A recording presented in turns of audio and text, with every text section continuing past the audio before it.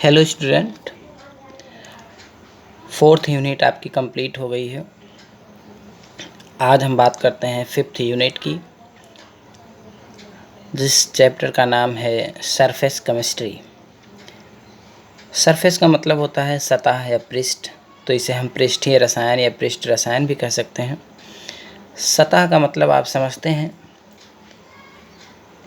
वह क्षेत्र जो किसी भी वस्तु का ऊपरी भाग होता है, ऊपरी सतह होती है जिसे हम स्पर्श कर सकते हैं, उसे कहते हैं सतह। उस पर होने वाली रासायनिक क्रियाओं को इस चैप्टर के अंतर्गत हमें समझना है। अब बात करते हैं अधिशोषण की। अधिशोषण समझने से पहले आपको समझना होगा अवशोषण, एब्जॉर्प्शन। एडजॉर्प्शन को समझने के लिए एब्जॉर्प्शन समझना बहुत ही ज़रूरी है। तो एब्जॉर्प्शन होता क्या है? अवशोषण प्रक्रिया वह प्रक्रिया होती है जो कि सतही ना होकर आंतरिक तक होती है। यानी कि अगर हम एक क्यूब की बात करें, ये है, आपका मान लेते हैं एक डाइस। इसको अगर हम पानी के स्पर्श में रख दें, मान लेते हैं ये चाक का टुकड़ा है, पानी के स्पर्श में रखते हैं तो पानी को ये सोखना शुरू करेगा इस किनारे से। तो ये जब तब तक इसका अवशोषण चलता रहेगा, पानी का अवशोषण तब तक चलता रहेगा जब तक कि पानी पूर्ण रूप से इस पूरे घनाभ में, पूरे क्यूब में फैल ना जाए। यानी कि इसके इस मध्य केंद्र बिंदु तक ये अवशोषित करता रहेगा।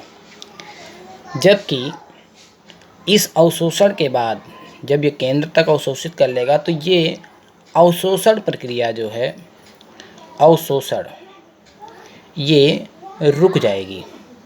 अवशोषण की प्रक्रिया एक समय ऐसा आएगा कि अवशोषण की प्रक्रिया रुक जाएगी। लेकिन अगर हम बात करें अधिशोषण की, तो अधिशोषण की जो प्रक्रिया होती है वह केवल, अधिशोषण में समझते हैं तो अधिशोषण की जो प्रक्रिया है, मान लेते हैं ये इसका केंद्र बिंदु है। तो अधिशोषण अगर हम किसी भी पदार्थ का अधिशोषण कराएंगे तो वह केवल इसकी सतह पर होगा।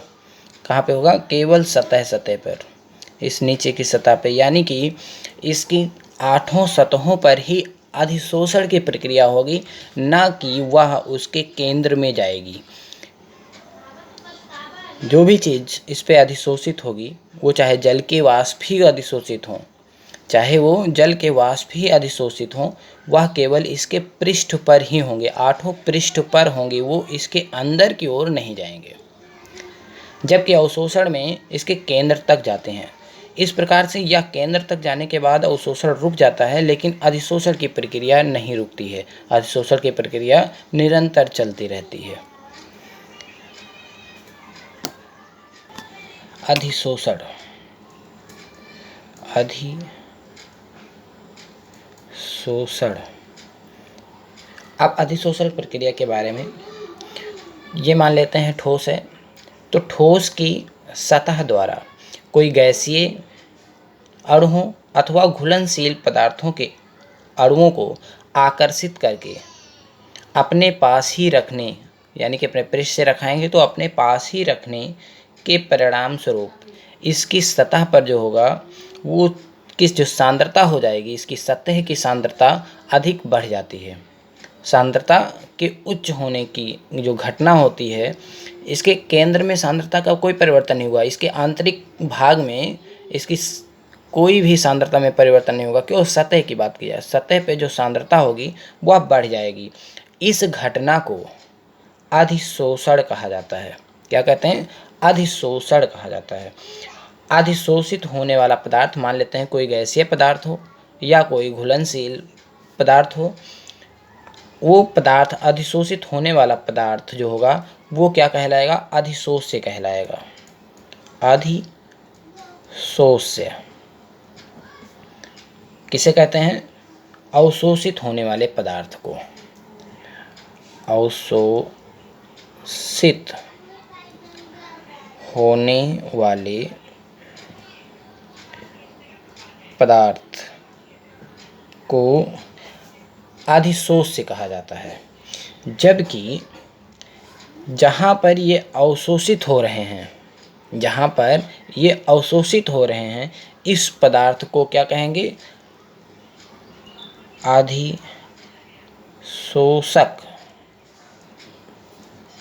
अधिशोषक कहा जाता है किसको? जिस पृष्ठ पर ये अवशोषित हो रहे होंगे, यानी कि अवशोषित करने वाले ठोस को। अवशोषित करने वाले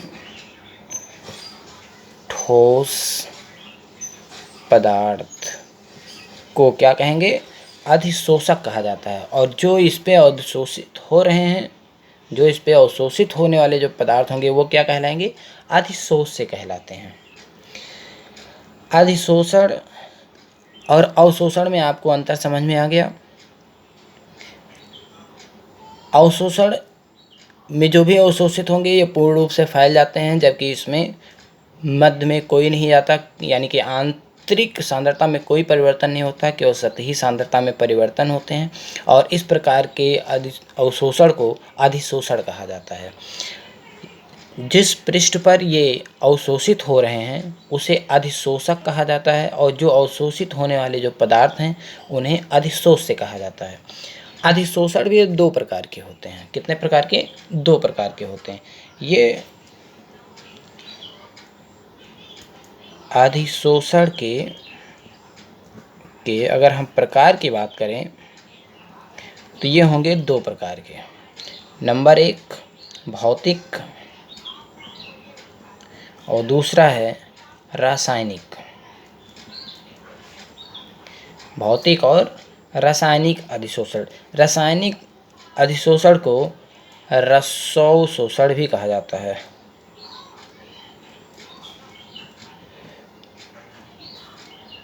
रसौशोषण भी कहा जाता है।